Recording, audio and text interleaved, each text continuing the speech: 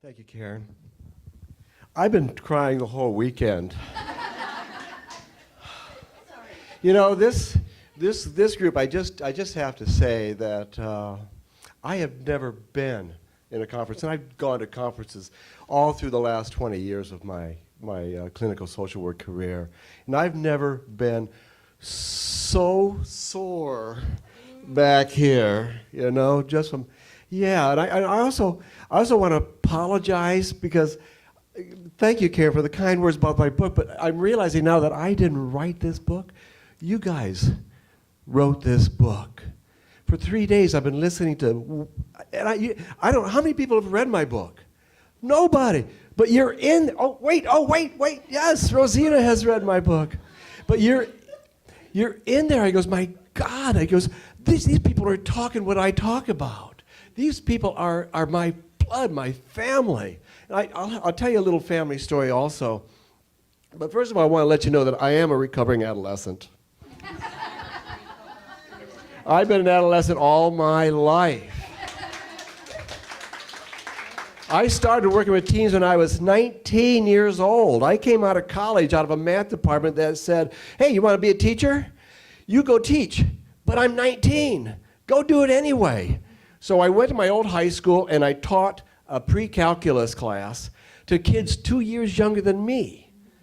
And I went away with that experience just like scratching my head. I couldn't believe it. So I went back, completed the degree, and started teaching. Well, like Tammy was saying, the teaching got in the way of the connection. And I struggled with the structure that I was kind of mandated to formulate. And I'd had kids, I taught general math to calculus. And these poor kids, and I didn't know this at the time because I hadn't studied psychological stuff. I had kids that could not, in 9th grade, memorize multiplication tables. They could not do 12 by 12. I had no clue why. Now I know why. They had a mathematical learning disability. And we have teachers for that now. We didn't know that in 1973. We know it now. For 10 years, we've talked about bullying, and we talked about how kids can be mean to each other. And I remember, I think it was Diane who said her 14-year-old son looked at her and said, not all teenagers are broken. I worked for 10 years with juvenile sex offenders. Talk about a tough audience. These kids are broken. They are broken into. And of course, it's long-term work with these kids. And much of it is done in group work because teens love groups. So we would help the kids develop a sense of integrity because they had never been shown integrity. I help kids develop communication skills. I help kids develop social skills. These kids come out of brutal situations, and in response to these brutal situations, they brutalized other kids. The issue wasn't sex. The issue was power. So we had to give those kids an idea that they were powerful without having power over someone else. You can only do that work for so long. And of course, I had to stop. And I went into a private practice after I got my license in 1991. And was fat and happy in a private practice, running 30 people through my office every week, getting paid by the insurance company, chasing money all over the place because, you know, insurance companies will deny claims systematically. And if you have ADD like me, it was really hard to follow up on this stuff. So I lost thousands of dollars just trying to get paid. In 1988, while getting ready to accept a full-time job at this organization of teaching, of working with juvenile sex offenders as a treatment coordinator, I got a call from my mother. This is the morning of my first day. She's hysterical. She says, "Ray, your niece called me." Now, my niece is an adopted niece, and my older brother adopted. He has since had another child and yet another child. She told my mother that my brother had severely sexually abused them for years. And me, being the new social worker, said, "We have to talk about this." The minute I said those words, my brother had not only molested my niece, who was adopted, but molested my natural-born niece also, who last word was that she was stripping somewhere in Texas. So he broke all of his children also. I says, "We need to talk about this." So it went, in the conversation, it went with my mother saying both children got molested. Oh, no, it was only Wendy. She got molested. Didn't happen to the other one. It didn't happen to either girl. It never happened. This is in a span of 5 minutes. The denial closed the door shut. And I said to myself, this explains a lot about my life. So, being the good social worker that I was, with a heart of gold, I immediately started a letter writing campaign. I got on the phone. We're going to take care of this. We're going to get together. First of all, I reported my brother to the local police, who knew my brother.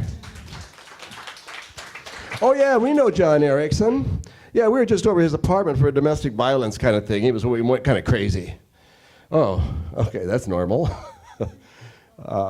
So anyway, I started with that route. At one point, my dad, this is the last words my father ever said to me: "If you say anything else about this molest crap, I'll have nothing to do with you forever."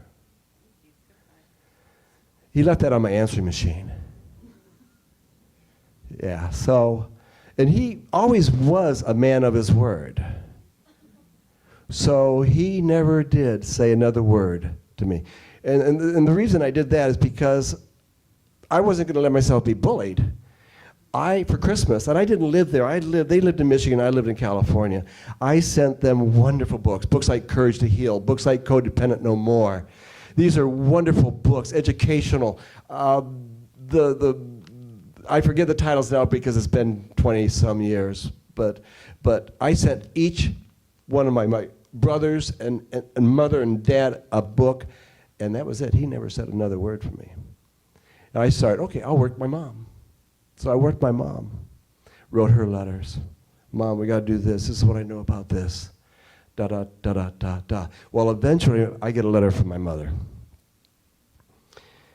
who said, "You're killing your father with these letters.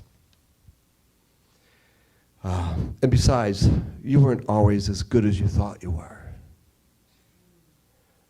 So that really started the next 10 years I was in psychotherapy for just, looking into myself, finding things that I had never known about myself.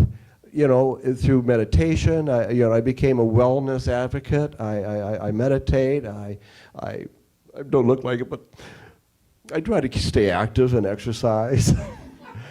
but I realized I really had to take care of myself if I was going to take care of these kids that I'm working with. And one of the things I did with these JSOs, and some of them were awful, awful, awful people. But the vast majority of them were kids. And they've been broken through no fault of their own. Now, that didn't get them off the hook. They're still responsible for everything they did. And we use strong cognitive behavioral techniques. We use a lot of behavioral techniques. The rubber band, for bad thoughts, sexual thoughts, deviant thoughts. So we taught them how to reframe the way they thought. And we use group peer pressure, we use group dynamics to help reinforce all of those tools. And of course, at one point in time, they had to be released. They had to go out into the community. And they age out. Most of these kids ended up in foster care in specialized treatment homes. So they aged out, and they're going in. Who knows what's happening? The stats are not really good when it comes to treatment and sex offenders. It's sad to say, because I really loved a lot of these kids. And the reason I could do that, because I found that spot. I found that spot in them that was real, that was genuine, that was loving, that was kind. That never got to grow. So I spent 10 years of my doing life. Of course, you can't do that forever. So I left that quite a while ago, and I thought it would be a kind of a good thing to kind of bring up, since the original story I had I just threw out. I goes, that's nonsense. I want to get real with you guys. So what I do know, I'm one of those wannabes.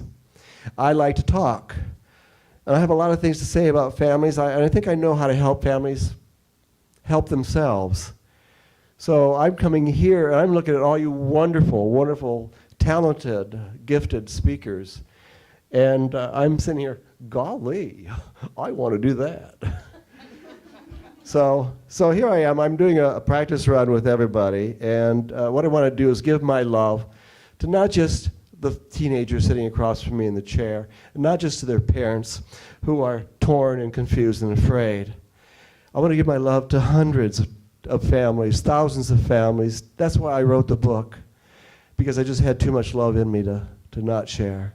Thank you.